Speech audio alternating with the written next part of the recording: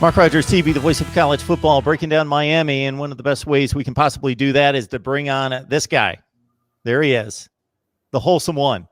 Join him on his YouTube channel for the best in Miami football coverage. We're talking the cornerback position first as we dive into the secondary with spring camp just about here. And when I think certain very athletic programs in the nation, the type of programs that you expect just to be freak athletes walking around all over the place, Miami would be one of them, LSU, Ohio State, Alabama, etc. And even though Miami's been down, still the athleticism's great. I think cornerbacks. When I think athleticism, I think wide receivers, cornerbacks right out of the gate.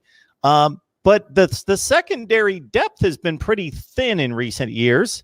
You lose your best guy in Trajan Bandy, 9 passes defensed, and obviously he's been the alpha dog at the cornerback spot. Oh yeah, and losing Trajan Bandy, you know, we've all been pretty critical of Trajan Bandy. He had a down year, and actually going into spring, I think based on my grading, I did some grading and watched every film plus minus that I did over on my channel. Go ahead and check that out. The 2019-2020 season review position by position, but the highest graded cornerback was actually Al Blades Jr. 6'1", 186-pound corner, you know, to be our number one corner going into the 2020 season. And the recruitment size are really growing at the cornerback position now, Mark. We got Al Blades Jr., who's 6'1", DJ Ivey, who's 6'1", Christian Williams, who's 6'1". You bring in Isaiah Dunston, who's 6'2". Then your nickel corners are Corey Couch, who's 5'10", and Marcus Clark, who's 5'10".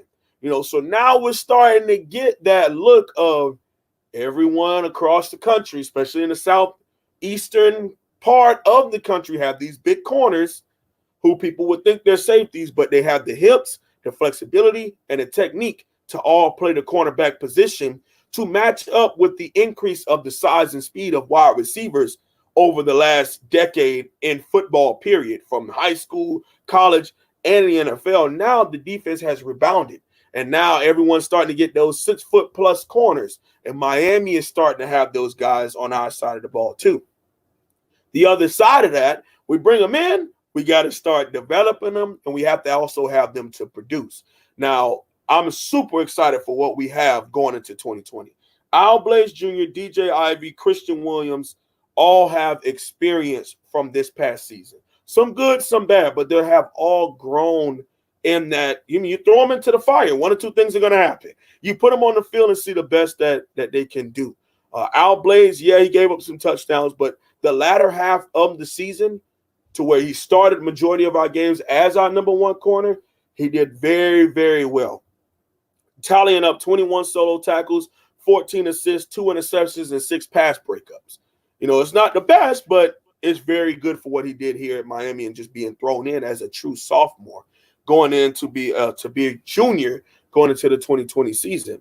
You tally that up with DJ Ivey, someone who had to miss the first game of the season, but he still had 22 solo, 3 assists, 3 interceptions. He went through a nice stint of interceptions versus Florida State, versus Pittsburgh, versus Virginia Tech, where he had a nice closeness where he was making a lot of plays, and he also had 4 pass breakups this previous season. So both of those two have the stats. Now, to Corey Couch and Christian Williams, they didn't play as much. They were more special teams guys, but they did get chances to get in the game, get some film, get some experience, both at Hard Rock Stadium and in away games. So we're excited about that. And adding 2 more to them in Isaiah Dunston, who's coming in at 6'2", 180, and bringing in Marcus Clark, who's coming in at 5'10", 180. We're going to bring some nice competition and some nice depth to the cornerback position here at the University of Miami for spring 2020. Okay, I think that's a good place to finish that, unless you had anything else on the corners. Oh, no, that's why I ended it like that, because I know we were kind of starting to. Well, it's safety. Yep, let's do it. Who did you lose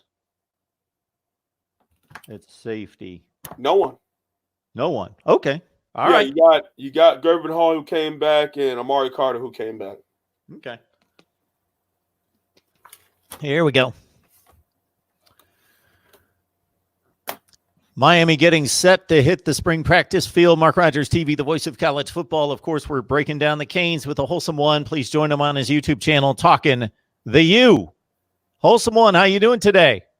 Doing wonderful. Now we get to bring in the hard hitting and covering safeties from Miami, and the excitement is starting to really brew again for the University of Miami's football program, as it does every spring season. Everybody's working hard, everybody's getting after it, and everybody's chomping at the bit to become great, getting ready for August football here in 2020. Safety and intriguing position. You got to lay the lumber at times, support the run, also have to be versatile enough, especially in today's game, to cover receivers downfield. Not as much run heavy as it used to be. Man, there's just 4 and 5 wide on the field, so you got to be out there in space as well. Right. You got to be able to be in box. You got to be able to play one high. You know, us at Miami run the 4-2-5 to where our bigger guys play that striker/linebacker position. You got to be able to run the alleys and make tackles. You got to be able to cover 6'6" tight ends that run 4.5. You know, safety and linebacker are those two positions where you got to be some of the most athletic, but you also got to be just as big as some of the D linemen here to be successful in college football moving forward. And Miami has a plethora of all those things. I mean, our starting strong safety right now, Amari Carter, is 6'2", 208. You know, in the SEC or in some other conferences, that's a starting middle linebacker. You know, you got to be able to fly and cover, and he has the size to do that.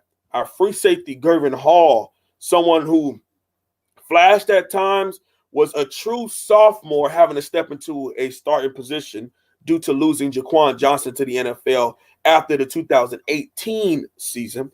And he did very well. Now he's going to be a true junior at 6 foot, 184 pounds.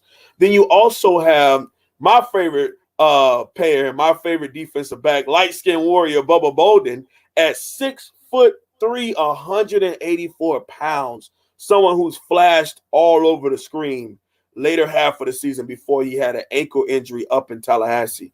But besides that, those three safeties has been doing very, very well in off-season workouts.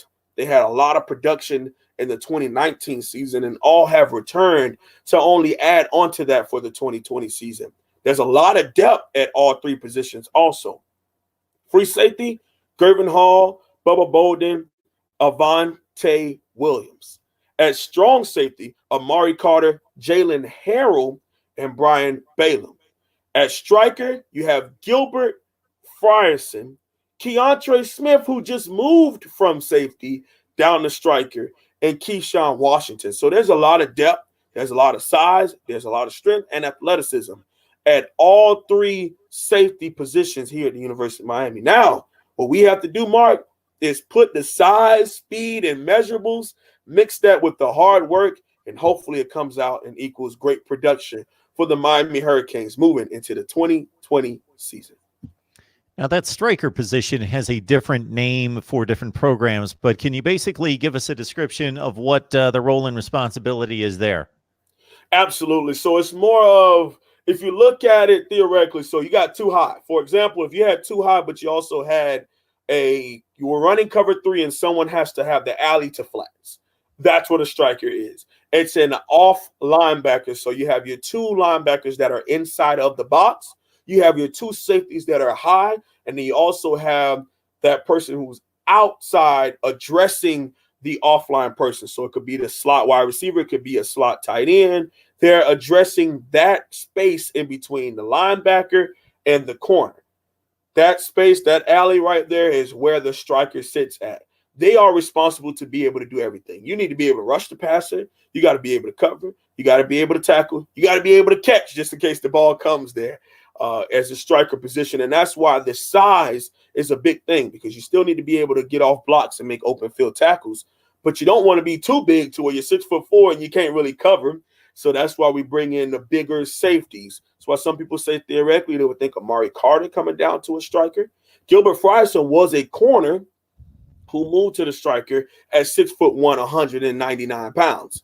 That's that window where you want to have them. That's 6 foot through about 6'2", maybe 6'3", but you want to have them be sub 215. You don't want them to be too big, You don't want to be too tall, but you want to be able to cover, catch, open field tackle, and hit. That's what you need to do at the striker position. And I think Romeo Philly did a great job because it was new to the University of Miami. And when he needed a blow, Gilbert Frierson came in and flashed at times this previous season with his athleticism and his quickness. And sometimes when we play teams that have inline tight ends against 21 personnel or 12 personnel, we come in and now that striker gets to play the inside of the box, and he has to come up and get off blocks and make open field tackles also. Good stuff. This guy right here covers the Canes.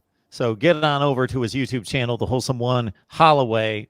Again, right here on YouTube for breakdowns on Miami football. And, of course, we cover the Canes as well and the entirety of college football, getting you set for spring practice across the nation here at Mark Rogers TV, the voice of college football. So please also follow me on Twitter, which especially at this point is very important. Wholesome One, we appreciate you stopping by and breaking down the Canes. No problem, and make sure you all are back. We're going to be going